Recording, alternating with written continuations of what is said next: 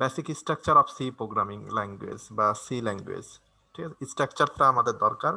Structure বলতে বোঝানো হচ্ছে যে গঠন, কোনটার পরে কি কোনটা থাকে। তো একটা সি ল্যাঙ্গুয়েজে মেনলি যে কয়েকটা পার্ট আছে, সেই পার্টগুলো নিয়ে আমরা একটু কথা বলবো। যে মেন যে পার্টটা আছে সেটা হলো যে সর্বপ্রথম ডকুমেন্টেশন সেকশন। ঠিক আছে, আমি যে কোনো কিছু একটা যদি লিখতে চাই, যেমন আহ, তোমরা ম্যাথমেটিক্সে করে আসছো সরল করো, তারপরে উৎপাদকে বিশ্লেষণ করো, তো তোমরা যখন ইনিশিয়াল শুরু করো তখন কিন্তু অবশ্যই হেডিংটা দাও যে সরলকরণ বা উৎপাদকে বিশ্লেষণ, এভাবে লিখে হেডিংটা লিখে তারপর মানে ম্যাথটা সলভ করো। তো ঠিক এখানেও একই রকম, যে আমাকে একটা ডকুমেন্ট রাখতে হবে যে আমি কি প্রবলেমটা করছি, প্রবলেমটা আসলে কি, সেটাই মূলত ডকুমেন্টেশন সেকশনে থাকে। যে যোগ বিয়োগ করছি না গুণ ভাগ করছি, অথবা অন্য আদার্স কি প্রোগ্রামটা করছি, সেই প্রোগ্রামটার ইনিশিয়াল একটা ডকুমেন্ট লেখা থাকবে, যেটা দেখে যে কেউ প্রোগ্রামার হোক আর আননোন একজন ব্যক্তি যেন বুঝতে পারে যে আমি এই কাজটা করছি। এর পরবর্তী স্টেপ যেটা আছে লিঙ্ক সেকশন। লিঙ্ক সেকশনটা হলো মূলত লিঙ্কিং আপের জন্য, যে আমার এই পার্টে কোনো কিছু লিঙ্ক করতে হবে কিনা, সেই বিষয়গুলা লিঙ্ক সেকশনে থাকে। তো লিঙ্ক সেকশনের আর একটা বিষয় যেটা, এটা অনেকটা এভাবে চিন্তা করা যেতে পারে যে ধরে নাও তুমি গাড়ি চালাচ্ছ। এখন গাড়ি চালাতে গেলে গাড়িতে কি দরকার হয়? পেট্রোল দরকার হয়। তাহলে তুমি গাড়ি যখন চালাবা তখন তোমাকে অবশ্যই কি পেট্রোলটা সঙ্গে নিতে হবে। তাহলে লিঙ্ক কি গাড়ির সাথে? পেট্রোলের। ঠিক একই রকম, যে আমি যদি লাইব্রেরিতে যাই, তাহলে লাইব্রেরির সাথে কি লিঙ্ক? বইয়ের লিঙ্ক। যদি বইগুলো না থাকে তাহলে তো লাইব্রেরিতে যে লাভ নাই। আমি যদি কোনো কারণে একটা আহ, বন্দুক ব্যবহার করি, তার বন্দুকের সাথে কিসের লিঙ্ক? গোলা বারুদের লিঙ্ক। গোলা বারুদ যদি না থাকে বন্দুক দিয়ে আমার কোনো কাজ হবে না। তো ঠিক একই রকম প্রোগ্রাম যদি করতে যাই, সেই প্রোগ্রামে কিছু ফাইলের প্রয়োজন হয়, যে ফাইলগুলা মূলত এই লিঙ্ক সেকশনে অ্যাড করা হয়। পরবর্তী যেটা আসছে সেটা হলো যে ডেফিনেশন সেকশন। ডেফিনেশন সেকশনটা হলো যে আমি যদি কোনো কিছু ডিফাইন করতে চাই, যেমন প্রোগ্রাম বা ম্যাথে তোমরা করেও যে ধরি পিতার বয়স ক বছর, ধরি যে অমকের বয়স এক্স, বা ধরি যে কোনো একটা প্রবলেম নিয়ে যদি করা হয় সেক্ষেত্রে অমকের মান এটা এভাবে ধরে নেওয়া হয়। তো এরকম যদি কোনো কিছু ধরে নিতে হয়, তাহলে সেটা ডেফিনেশন সেকশনে ডিফাইন করে দিতে হবে। ডিফাইন করছি যে পায়ের মান 3.1416, ডিফাইন করছি যে প্রোগ্রামে কোনো কারণে ট্রু আছে অথবা কোনো ফলস আছে, true equal to logically 1, false equal to logically 0। তো এগুলো আমরা আগেই ডিফাইন করে দিতে পারি যাতে প্রোগ্রামে পরবর্তীতে সমস্যা না হয়। ঠিক আছে, এর পরবর্তী যেটা আছে সেটা হলো যে global declaration part. Global declaration পার্টটা হলো যে আমি কোনো কিছু গ্লোবালি ডিক্লেয়ার করা। আর আরেকটা আছে লোকাল ডিক্লারেশন পার্ট। তোমরা খেয়াল করে দেখবা এখানে দুইটা ডিক্লারেশন কথা বলা আছে, একটা হলো গ্লোবাল আর একটা হলো লোকাল। আমি এটাকে অনেকটা এভাবে যে ব্যাখ্যা দিই, সেটা হলো যে তোমার এলাকাতে একজন মাস্তান আছে। তো তোমার এলাকাতে একজন মাস্তান বা গুন্ডা আছে, সে গুন্ডামি করছে। তো সে খেয়াল করে দেখবা তোমার এলাকাতেই গুন্ডামি করে বা এলাকাতেই মাস্তানি করে, অন্য আরেকটা এলাকাতে কিন্তু সে যায় না। ঠিক আছে, কেন? অন্য এলাকাতে দেখা গেলো আরেকজন এলাকার মাস্তান আছে। অতএব একটা লোকাল মাস্তান যাদেরকে বলা হয় তারা কিন্তু এলাকা ভিত্তিক হয়ে থাকে। ঠিক আছে, কিন্তু এখন তুমি চিন্তা করো এই যে আল কায়দা, তারপরে আরো বড় বড় যারা আছে, তারা হলো কোনো এলাকার উপর বেস করে না, তারা একটা গোটা দেশেই বোমা ফাটায় শেষ করে দেবে। কোন জায়গাতে করছে সেটা তাদের দেখার বিষয় না। তাহলে খেয়াল করে দেখো যে এরকম যে কিছু জিনিস আছে গ্লোবাল, যারা সব জায়গাতেই ব্যবহার করা সম্ভব। আর কিছু জিনিস আছে লোকাল, মানে একটা এলাকা বা একটা সেক্টরেই সীমাবদ্ধ, এর বাইরে তারা যাবে না। তো এজন্য মেন ফাংশন একটা বলে কথা আছে, সেই ফাংশনের ভিতর যদি হয় তখন সেটাকে আমরা বলি লোকাল। আর গ্লোবালটা হলো বুঝতেই পারছো যে এটা ফাংশনের বাইরে ডিক্লেয়ার করা হয় এবং তার মানে ক্ষমতা সব জায়গাতে সমান থাকে। আর এর ক্ষমতা শুধু ওই ব্র্যাকেট দিয়ে, ব্র্যাকেটের মধ্যেই সীমাবদ্ধ থাকে। আচ্ছা, এর পরবর্তীতে আসছে main function section. Main function জিনিসটা কি? ফাংশনটা হলো কোনো একটা কাজকে গ্রুপ ওয়াইজ করা। যেমন তুমি এভাবে চিন্তা করো যে তোমরা একটা পিকনিক করছো। তো পিকনিক যখন করতে যাও তখন পিকনিকটাকে করার জন্য তোমরা কিন্তু কিছু গ্রুপে ভাগ হয়ে যাও। যেমন কিছু স্টুডেন্টকে পাঠালা বাজার করতে, কিছু স্টুডেন্টকে পাঠালা রান্না করতে, কিছু স্টুডেন্ট খড়ি জোগাড় করতে, কিছু স্টুডেন্টকে দেখা যাচ্ছে যে আহ আনুমানিক হলো মানে সাজসজ্জার জন্য, ডেকোরেশনের জন্য পাঠালা। তো এই যে এরকম মানে কাকে কোন কাজে দিচ্ছ সেটা অবশ্যই কি একটা ডিক্লেয়ার করে মানে সেপারেট করে দেওয়া হয়। এইগুলাকে আমরা বলি হলো এক একটা ফাংশন।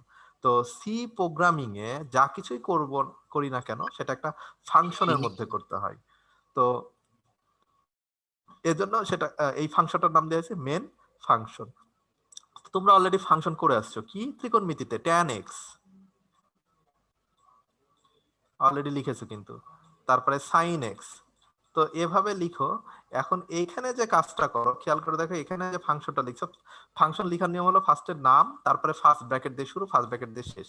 আর এর ভেতরে আমি যার মানটা বের করতে যাচ্ছি সেইটা আমাকে এখানে লিখতে হয়। এখন এক্স এর মান একটা, অতএব এখানে এক্স এর মান একটা, আমরা বসাচ্ছি, মানটা পেয়ে যাচ্ছি। কিন্তু যদি একাধিক হয় বা অনেক বেশি হয় তখন আমরা কি করছি, আমরা জাস্ট এরকম করে লিখছি জিনিসটা, ট্যান এখানে ফাঁকা রেখে আমরা ভেতরে কাজটা করব। তো এই জন্য মেন ফাংশনটা লিখার স্টাইলটা জাস্ট এরকম, যে এখানে আমরা মেন ফাংশনটা লিখছি আর এটা ফাঁকা রাখছি, এর ভেতরে আমরা কাজটা করব। ঠিক আছে, এই জন্য দেখো এভাবে লেখা আছে মেন ফাংশন। আচ্ছা, এর পরবর্তীতে যেটা আছে, এই মেন ফাংশনের ভিতরে আমরা সি প্রোগ্রামে যা কিছু করি না কেন এই মেন ফাংশনের মধ্যে করা হয়। অনেকটা এরকম যে তুমি একটা রাইস কুকার যদি কিনে থাকো, ক্লাস নিচ্ছি একটু একটু একটু তুমি যদি একটা রাইস কুকার কিনে আনো বাজার থেকে, তো রাইস কুকারে খেয়াল করে দেখবা যে কোনো কারণে যদি ভাত রান্না করতে চাও তাহলে ওখানে একটা বাটি দেওয়া আছে, ওই বাটিতে রান্না করতে হবে।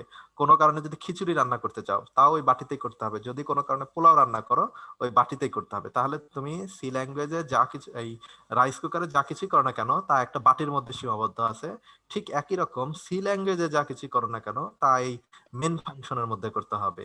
তো আমরা ফাংশনের ভেতরে এইভাবে মেন ফাংশন লেখা হয়, ডিক্লারেশনটা, তারপর দ্বিতীয় বন্ধনী দিয়ে শুরু, দ্বিতীয় বন্ধনী দিয়ে শেষ।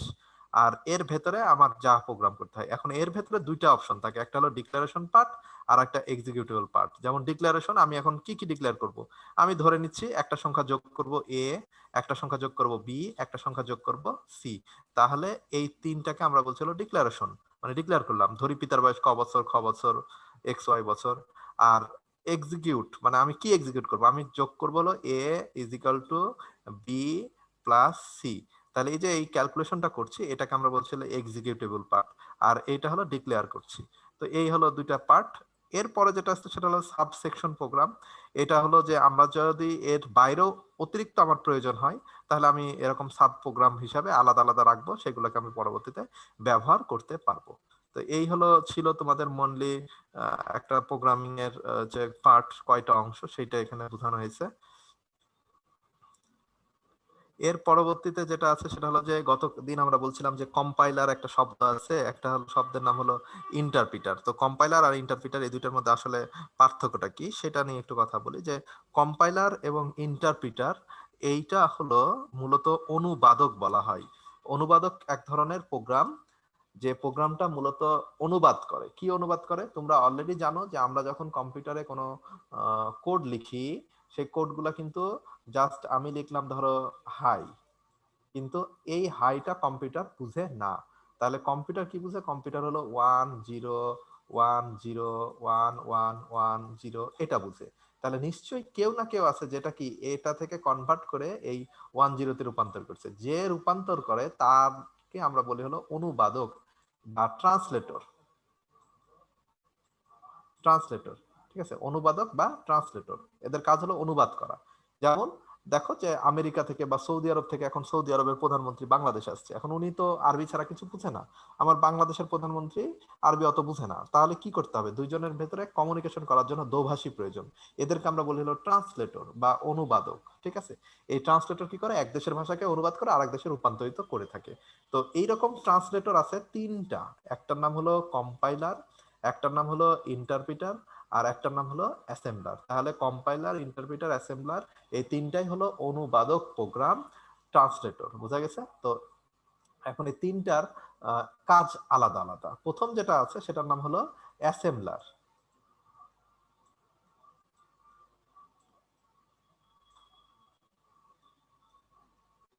আচ্ছা, তো অ্যাসেম্বলারের যে কাজটা, অ্যাসেম্বলারটা হলো মূলত অ্যাসেম্বলি ল্যাঙ্গুয়েজ যেটা আছে সেইটাকে কনভার্ট করে থাকে। নামের সাথে কাজ, এজন্য এটাকে আমরা বলি হলো অ্যাসেম্বলার। অ্যাসেম্বলি ল্যাঙ্গুয়েজকে অনুবাদ করে কনভার্ট করে থাকে হলো অ্যাসেম্বলার। ঠিক আছে, তার মানে বুঝতে পারছো যে অ্যাসেম্বলি ল্যাঙ্গুয়েজ কি জিনিস। অ্যাসেম্বলি ল্যাঙ্গুয়েজ হলো সি ল্যাঙ্গুয়েজেরই এই প্রোগ্রামিং ভাষার একটা পার্ট, যেটা আমরা এর আগে পড়ে আসছিলাম।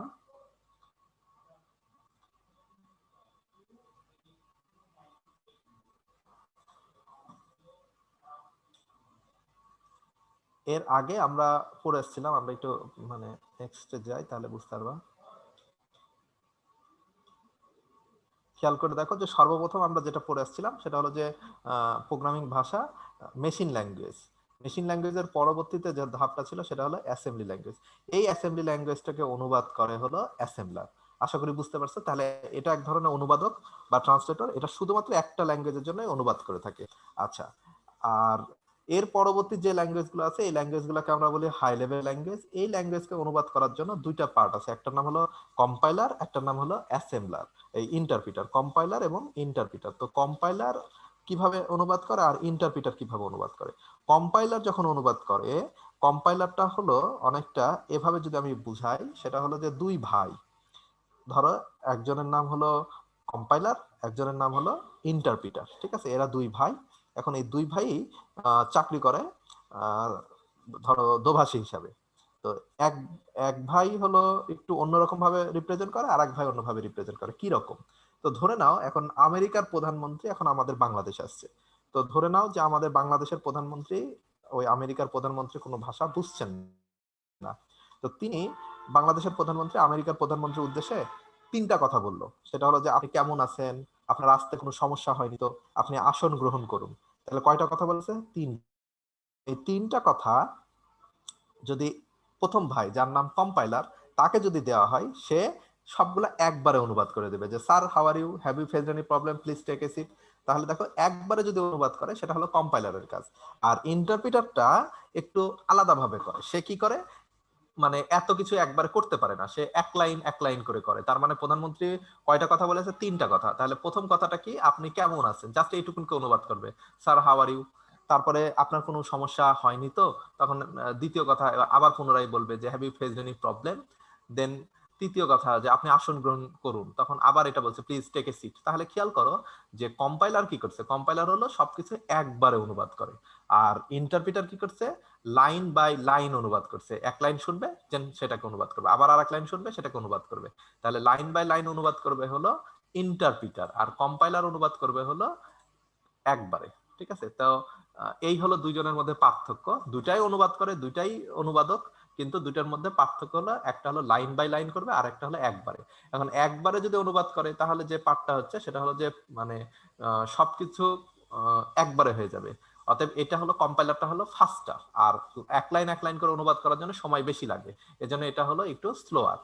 আচ্ছা, টোটাল প্রোগ্রামটাকে একবারে কে পাচ্ছি? কম্পাইলারে। কিন্তু টোটাল প্রোগ্রামকে আলাদা আলাদা করে করার জন্য ইন্টারপ্রিটার একবারে পাচ্ছে না। যার পরিপ্রেক্ষিতে টোটাল প্রোগ্রামটার যে মেশিন ল্যাঙ্গুয়েজ হবে সেটা কম্পাইলারই দিতে পারছে, কিন্তু ইন্টারপ্রিটার লাইন বাই লাইন হওয়ার কারণে সেটা দিতে পারছে না। আবার যদি ভুল হয় তাহলে সবগুলা ভুল একবারে প্রদর্শন করবে কে? কম্পাইলার। কিন্তু লাইনের ভুল প্রদর্শন করবে এবং কাজ করা বন্ধ করে দিবে ইন্টারপ্রিটার। তো এগুলো হলো মূলত কম্পাইলার ইন্টারপ্রিটারের মধ্যে পার্থক্য। কম্পাইলার ইন্টারপ্রিটার আশা করি বুঝতে পেরেছো। আর এর পরবর্তী যেটা ছিল সেটা হলো যে প্রোগ্রামিং ভাষার যে প্রকারভেদ, সেগুলো গতদিন আমরা বলছিলাম যে লোয়ার লেভেল প্রোগ্রামিং আছে আর হায়ার লেভেল। লোয়ার লেভেলের ভিতরে দুইটা, একটা মেশিন আর অ্যাসেম্বলি। আর হায়ার লেভেলের ভিতরে আমরা যেগুলো বলছি, হায়ার লেভেলের ভিতরে প্রায় 500 ধরনের প্রোগ্রামিং ল্যাঙ্গুয়েজ আছে। এর পরবর্তীতে যেটা আছে সেটা হলো যে আমরা আরো কিছু জিনিস প্রোগ্রামিং ভাষাতে জানছি, যেটার মধ্যে আছে হলো অ্যালগোরিদম। ঠিক আছে? অ্যালগোরিদম, আর এরপরে আরেকটা আছে ফ্লো চার্ট। তো অ্যালগোরিদম ফ্লো চার্ট জিনিসটা কি, এটা আমাদেরকে একটু জানতে হবে। ঠিক আছে? তো অ্যালগোরিদমটা হলো মূলত যেটা, সেটা হলো যে প্রোগ্রামিং ভাষার মূল ভিত্তি বলা যেতে পারে। ঠিক আছে? প্রোগ্রাম করার মূল ভিত্তি হলো অ্যালগোরিদম। কি রকম? যেমন তুমি চিন্তা করো, তুমি একটা বাসা বানাবা, তোমাদের প্রায় 3 তলা একটা বাসা বানাবা। তো 3 তলা বাসা বানাবা, এমনি মিস্ত্রিকে ডেকে বললা যে ভাই আমাদের একটা 3 তলা বাসা বানাই দেন। মিস্ত্রি সুন্দর করে বানাই দিল। তারপরে মিস্ত্রিকে বললা যে না আমি তো এরকম চাই নাই। মিস্ত্রি আবার ভেঙে আবার চেঞ্জ করে দিল। তুমি বললা এখানে আমি বেলকনি নিব না, ওইখানে এত বড় রুম নিব না, ছোট করেন, এই করেন সেই করেন। তো এইভাবে কি বারবার ভাঙা গড়া হবে, নাকি প্রথমেই একটা ডিজাইন হবে? নিশ্চয়ই প্রথমে একটা ডিজাইন করবা। সে ডিজাইন করার পরে চিন্তা ভাবনা করবা যে এখানে রুম রাখবো কিনা, বা কত স্কোয়ার ফিট জায়গা। এই যে মানে প্রাথমিক যে আর্কিটেকচার গুলো তৈরি করা হয়, এটাকে আমরা বলছি হলো অ্যালগোরিদম। ঠিক আছে, যে আমি যদি কোনো কিছুর উপর ভিত্তি করে না কাজ করি তাহলে তো আমার রেজাল্ট আসবে না। যেমন দুইটা সংখ্যা আমি যোগ করব, আমি জানি না দুইটা সংখ্যা যোগ করার সূত্রটা কি, তাহলে তো হবে না। আমি ত্রিভুজের ক্ষেত্রফল নির্ণয় করব, তো ত্রিভুজের ক্ষেত্রফল আমি কোনোদিনই জানি না, তাহলে কি আমি পারবো? না, পারবো না। তাহলে আমাকে ফার্স্টে কি করতে হবে? যদি ত্রিভুজের ক্ষেত্রফল নির্ণয় করতে চাই তাহলে ধাপে ধাপে করতে হবে। প্রথম ধাপ কি হবে? আমাকে ইনপুট নিতে হবে। এখন বলো, প্রথম ধাপটা আমি শুরু করলাম, স্টার্ট। আচ্ছা, 2 নম্বর যে ধাপটা আছে সেটা হলো যে আমি 1 নম্বর ধাপ যেটা নিচ্ছি সেটা হলো স্টার্ট। আচ্ছা, 2 নম্বর ধাপ এখন খেয়াল করে দেখো যে ইনপুট নিতে হবে। এখন ত্রিভুজের ক্ষেত্রফল নির্ণয় করব, তাহলে ত্রিভুজের ক্ষেত্রফলের সূত্র কি? ভূমি উচ্চতা, হাফ গুণিত ভূমি গুণিত উচ্চতা। ঠিক আছে, তাহলে আমাকে ইনপুট কি কি নিতে হচ্ছে? ভূমি আর উচ্চতা। তা আমি ইনপুট হিসাবে কি নিচ্ছি? ভূমি। ভূমিকে আমরা বেস বলতে পারি, বি দ্বারা প্রকাশ করছি, আর উচ্চতাকে হাইট, এইচ দ্বারা প্রকাশ করছি, তাহলে বি এইচ আমাকে কি ইনপুট নিতে হচ্ছে। আচ্ছা, তার পরবর্তীতে 3 নম্বর কি? ক্যালকুলেশন। তাহলে ক্যালকুলেশনটা কেমন হবে? ক্যালকুলেশনটা হবে যে এরিয়া মানে ক্ষেত্রফল ইকুয়াল টু হাফ মানে গুণিত ভূমি গুণিত উচ্চতা, বি গুণিত উচ্চতা এইচ। এই যে এটা হলো সূত্র অ্যাপ্লাই করলাম। 4 নাম্বার কি হবে? 4 নাম্বারটা হলো আউটপুট দিবে। তাহলে আউটপুট কোনটা দিবে? আউটপুট এরিয়া দিবে। আচ্ছা, 5 নাম্বার কি হবে? প্রোগ্রামটাকে আমরা স্টপ করে দেব। তাহলে এই যে খেয়াল করো, ধাপে ধাপে স্টেপ বাই স্টেপ করলাম, এইটাকে আমরা বলছি হলো এটাকে আমরা বলছি হলো একটা অ্যালগোরিদম, ধাপে ধাপে স্টেপ বাই স্টেপ করা। তার মানে তোমার বাসাটাও যদি ডিজাইন করো, কোনটাই কোন বিল্ডিং দিবা, কোন ভিত দিবা, তারপরে কোন পিলার দিবা, এটা যদি না করো স্টেপ বাই স্টেপ, তাহলে তুমি এটা করতে পারবে না। এই ধরনের পার্টটাকে আমরা বলছি অ্যালগোরিদম। ঠিক আছে, তো অ্যালগোরিদমের পরবর্তীতে যেটা আসছে সেটা হলো যে এই অ্যালগোরিদমটা সচরাচর কাগজ কলমে হয়। ঠিক আছে, এটার কোনো রূপ নাই। আর এরই আবার চিত্রের মাধ্যমে যখন রিপ্রেজেন্ট করা হয় তখন সেটাকে আমরা বলি হলো ফ্লো চার্ট। ঠিক আছে, তাহলে অ্যালগোরিদমটাকে যখন আমরা কোনো নির্দিষ্ট সিম্বলের মাধ্যমে রিপ্রেজেন্ট করব তখন সেটাকে আমরা বলবো ফ্লো চার্ট। যেমন তুমি খেয়াল করে দেখবা, রাস্তাতে এখন যাচ্ছ, খুব বড় একটা সাইনবোর্ড দিয়ে লিখে রাখছে যে ধীরে গাড়ি চালান, সামনে রাস্তা বাঁকা আছে, বা ধীরে গাড়ি চালান, সামনে স্কুল আছে। এখন এত কিছু তো যে দ্রুত গাড়ি ড্রাইভ করে তাকে তো বোঝানো কঠিন। বা তুমি নিজে খেয়াল করে দেখবা লেখা আছে রাস্তার পোলের উপরে যে সাবধান 11,000 ভোল্ট, এখানে হাত দিবেন না।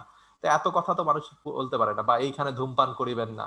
তাহলে এগুলো আবার কিছু চিত্র আছে, চিত্র দেখেও তুমি কিন্তু ইজিলি বুঝতে পারবা ডেঞ্জার চিত্র কিরকম। দুইটা কঙ্কালের খুলির মাঝখানে একটা খুলি, আর হলো দুপাশে দুটা হাড্ডি বসায় দেয়, ডেঞ্জারের ছবি। তো ঠিক এরকম যে কিছু চিত্রের মাধ্যমে রিপ্রেজেন্ট করা হয়, এই চিত্রগুলোকে আমরা বলি হলো ফ্লো চার্ট। তো ফ্লো চার্টটা হলো অ্যালগোরিদমেরই একটু চিত্রের মাধ্যমে রিপ্রেজেন্ট। এই চিত্রগুলোর ভিতরে যে স্টার্ট বা ইন্ড যদি করতে চাই তাহলে সেটাকে যে এই ডাম্বেল চিত্র দ্বারা প্রকাশ করা হয়। ইনপুট আউটপুটের জন্য এরকম সামান্তরিক ব্যবহার করা হয়, আয়তক্ষেত্র ব্যবহার করা হয় মূলত অপারেশনকে বোঝানোর জন্য, ডিসিশন মেকিং এর জন্য মূলত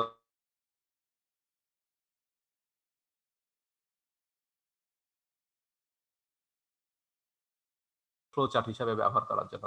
যেমন কোন একটা সংখ্যা যদি, ওই যে একটু আগে বললাম দুইটা সংখ্যা আমরা যোগ করব, তাহলে প্রথমটা কি? স্টার্ট। তারপরে সেই দুইটা সংখ্যা ইনপুট নিতে হবে, তার পরবর্তীতে সেই দুইটা যোগ করতে হবে, যোগফল দেখাতে হবে, তার পরবর্তীতে তাদের রেজাল্টটা দেখাতে হবে, তারপরে ফাইনালি স্টপ হবে। তো এই যে স্টেপ বাই স্টেপ ধাপে ধাপে করা, এটাকে আমরা বলছি চিত্রের মাধ্যমে রিপ্রেজেন্ট, যেটাকে বলছি ফ্লো চার্ট।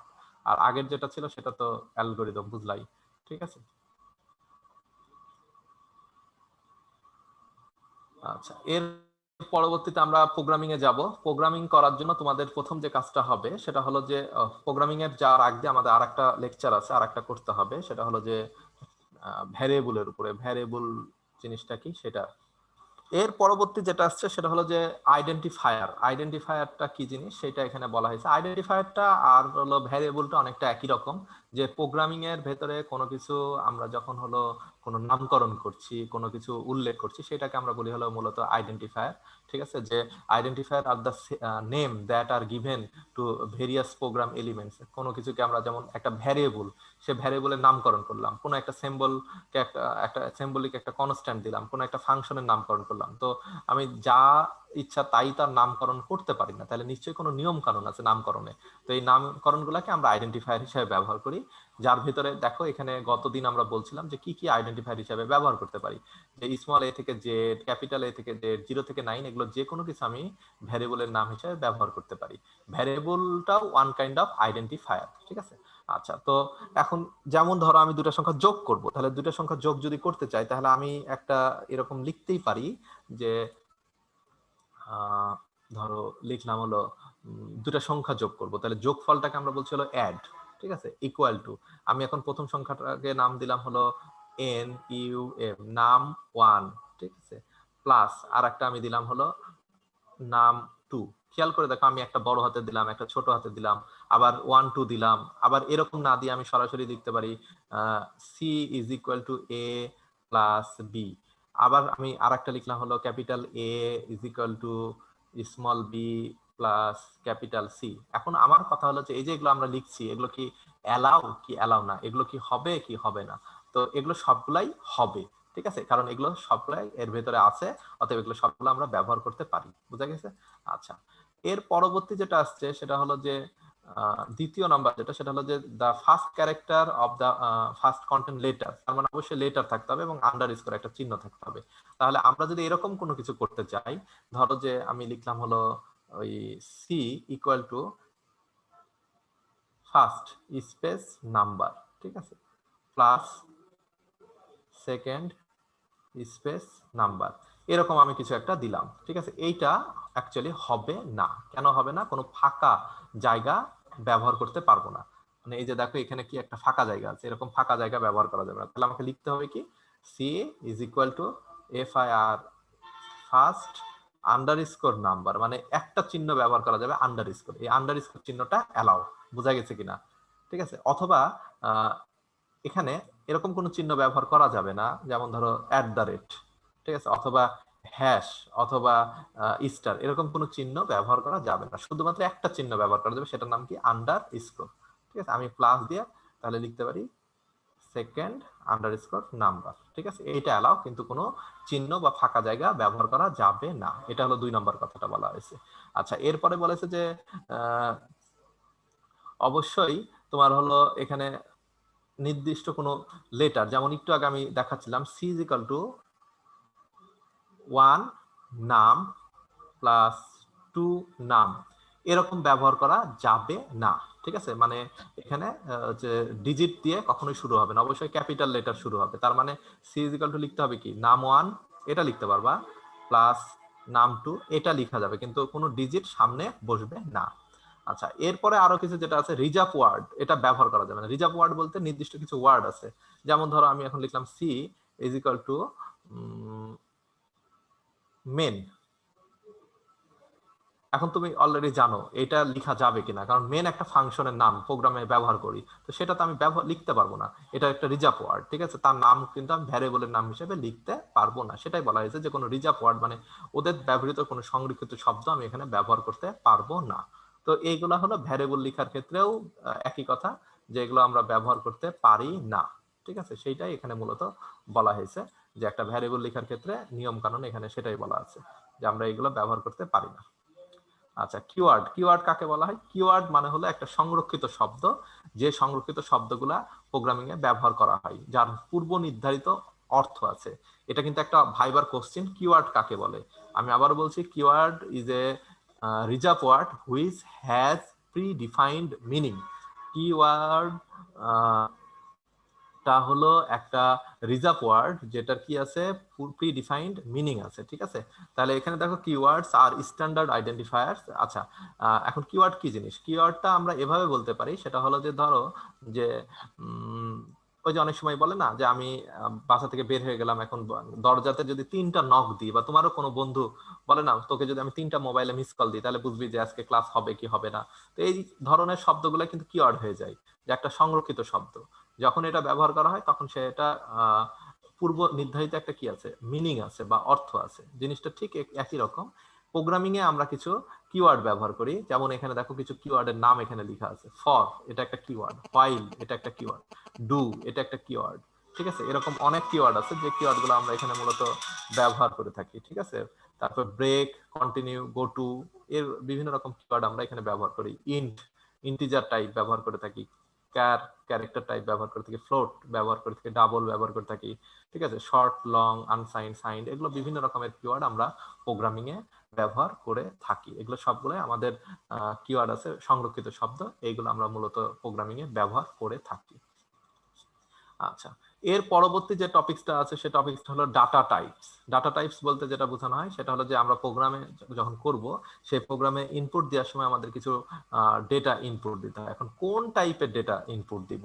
যেমন তুমি চিন্তা করো, আমি এখন দুইটা সংখ্যা যোগ করব। আমি এখন লিখলাম হলো 5 প্লাস আমি লিখলাম 6। আমি এখন লিখলাম 5.5 প্লাস 6.3। আমি আবার লিখলাম হলো রহিম প্লাস লিখলাম করিম। তাহলে এখন কথা হলো যে আমি কোনটা আসলে মানে কোন ধরনের ইনপুটটা দিব। তো ইনপুট দেওয়ার টাইপ হলো কয়েকটা হতে পারে। নিচের যেটা লিখেছি এটাকে বলা হয় ক্যারেক্টার টাইপ, তারপরেরটা এটাকে আমরা বলি হলো ভগ্নাংশ টাইপ, আর এটাকে আমরা বলি হলো পূর্ণ সংখ্যা টাইপ। পূর্ণ সংখ্যা টাইপটাকে আমরা বলি হলো ইন্টিজার। ঠিক আছে, ক্যারেক্টারটা হলো বুঝতেই পারছো ক্যারেক্টার টাইপ, আর ফ্লোটিং পয়েন্ট যেটা সেটা হলো ভগ্নাংশ টাইপ। আচ্ছা, এখন তুমি খেয়াল করে দেখো, তোমার বাসাতে আবার অনেকে একজন মানুষ আসছে, তো তুমি একটা থালাতেই তাকে নাস্তা দিলা, কিন্তু 10 জন যদি আসে তখন তার থালা দিতে পারছো না, নিশ্চয়ই একটু বড় জায়গা দিবা, গামলা জাতীয়। যে বড় জাতীয় জায়গা যখন হবে সেইটাকে বলা হয় মানে গামলা। তার মানে গামলাটা কি ওই খাবার চেয়ে পরিবর্তন করছে না, খাবারটা ধারণ করার জায়গাটা বেশি বাড়াই দিচ্ছে। তো এখানে ঠিক এরকম ফ্লোটিং পয়েন্টের দ্বিগুণ জায়গা রাখে হলো ডাবল। বোঝা গেছে? তার মানে এটা নতুন কোনো টাইপ না, এটা হলো ভগ্নাংশেরই দ্বিগুণ জায়গা রাখে হলো ডাবল। এই যে ডাবল ফ্লোটিং পয়েন্ট, বোঝা গেছে? আচ্ছা, তাহলে মেনলি আমরা 3 ধরনের রাখতে পারি। আর এই ডাবল এবং লং, এই দুটো হলো, লংটা হলো ইন্টিজারের জন্য ব্যবহার করে, আর ডাবলটা হলো ভগ্নাংশ রাখার জন্য মূলত ব্যবহার করে থাকে।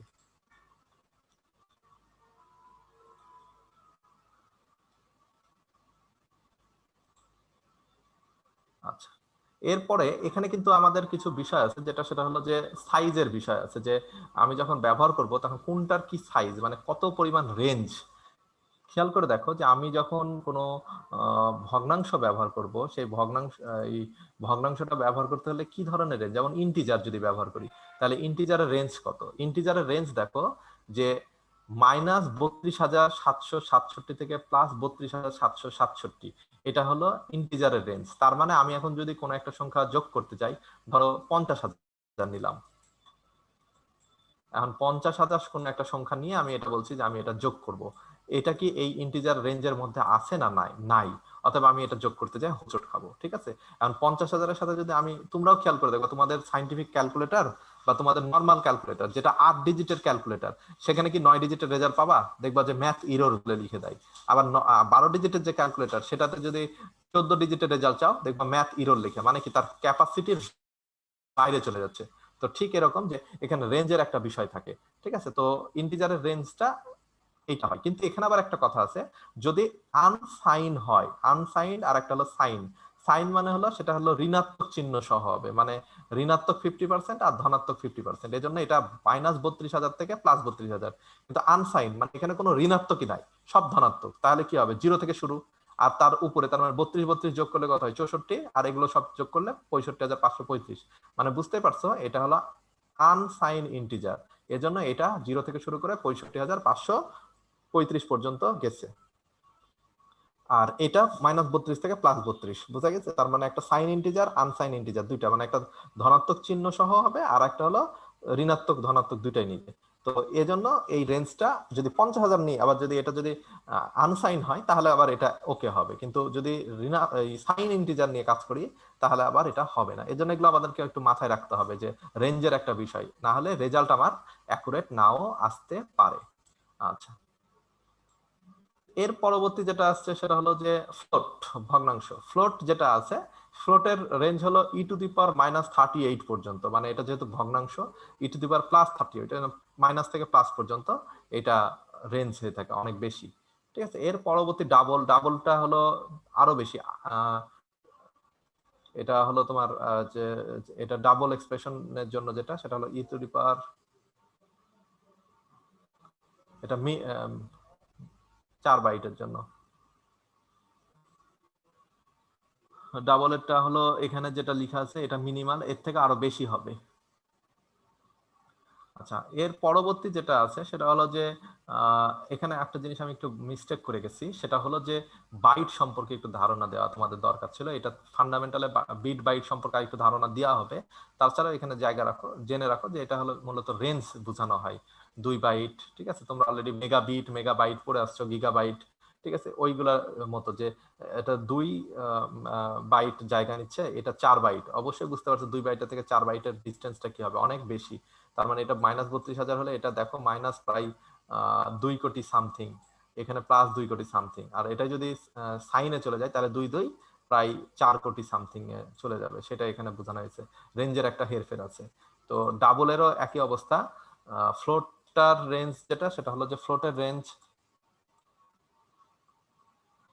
রেঞ্জ হলো 4 বাইট, আর ডাবলের রেঞ্জ হলো 8 বাইট। ঠিক আছে, তার মানে বুঝতে পারছো ওর থেকে দ্বিগুণ পরিমাণ জায়গা সে স্টোর করতে পারবে।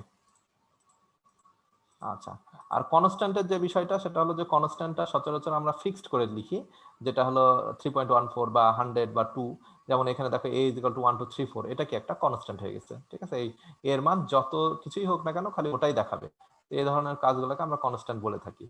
তো আর ভ্যারিয়েবল তো আমরা একটু আগেই বলে দিলাম, ভ্যারিয়েবলের যে পার্টগুলো আছে। আর অনেক সময় ডিফাইন করতে হয়, যেমন এই যে ডিফাইন দেখাই দিচ্ছে, ডিফাইন পাই = 3.1416। তার মানে এই পাই মানে হলো এটা। আমি ডিফাইন ট্রু = 1, ডিফাইন ফলস = 0, তাহলে যে কোনো জায়গাতে ট্রু লিখলে বুঝবে সেটা 1, ফলস লিখলে বুঝবে সেটা 0। এরকম প্রোগ্রামে অনেক সময় ডিফাইন করতে হয়। তো আমরা পরবর্তী দিন প্রোগ্রাম সম্পর্কে যাব, একেবারে প্রোগ্রাম করব, এদিকটা না যাচ্ছি। অ্যারিথমেটিক অপারেটর যেটা আছে, এটা গতদিন আমরা বলছিলাম, এই যে যে অপারেটরগুলো আছে, অ্যারিথমেটিক চিহ্নগুলো ব্যবহার করা হয় রিলেশনের জন্য, মূলত ওই যে লেস দেন, নট ইকুয়াল ব্যবহার করা হয়ে থাকে। এর পরবর্তীতে অ্যাসাইনমেন্ট, তো গতদিনই বলছিলাম যে দুইটা চিহ্ন পাশাপাশি যদি বসে তখন সেটাকে আমরা বলি অ্যাসাইনমেন্ট অপারেটর। এই চিহ্নগুলো পাশাপাশি ব্যবহার করে এখানে বেশি জায়গা নিয়ে করা হয়েছে। লজিক্যাল, ওই যে অ্যান্ড, লজিক্যাল অর, এই চিহ্নগুলো ব্যবহার করে। নট হলো আশ্চর্যবোধক চিহ্ন। এরপরে বিটওয়াইজ শুধুমাত্র 2 এর মধ্যে যদি হয়। আচ্ছা, ইনক্রিমেন্ট বলছিলাম, সেটা হলো যে দুইটা এক এক করে যদি বৃদ্ধি হয় সেটাকে বলা হয় ইনক্রিমেন্ট। এই ইনক্রিমেন্ট আবার 2 ধরনের হয়ে থাকে, একটা হলো পোস্ট ইনক্রিমেন্ট, একটা হলো প্রি ইনক্রিমেন্ট। এই দুইটা সম্পর্কে আমরা আরো ডিটেলস পরে জানবো। অনেকটা সিমের মতো, পোস্টপেড সিম, একটা হলো প্রিপেড সিম।